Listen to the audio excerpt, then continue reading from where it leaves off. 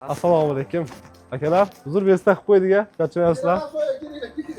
Ichimsizlar? Salomatmisizlar? Mana sizga olib kelyapmiz-da. Assalomu alaykum. Hormanglar. Ichimsizlar? Mana shu bolamiz ichganmilar, Xudo xolasa? Xo'p, buni ichirishdan oldin nima muammolar bor edi farzandingizda? Oyog'i uyushib qoladi, keyin tishini g'irchillatadi, og'zidan suv keladi.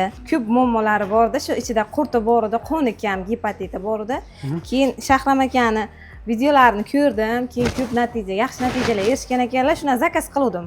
Bir oy davomida ichirdim, juda ham yaxshi foyda berdi. Nima o'zgardi? Bo'yi o'sdi birinchi o'ringa, keyin qurtlari ketdi. Tushdida qurtlari shu bir oy davomida. O'zingiz ko'rdingizmi? O'zim ko'rdim, ha. Keyin ana oyoq uyushlari ham qolgan, qonlarini ana qilib yaxshi. Hammasi apetiti ham ochilgan.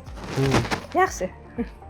Ay, yaxshi. O'zi buni sizga kim tavsiya qilgandi? Qayerda ko'rib qoldingiz buni? Bitta o'qituvchimiz olgan ekan maktabdan.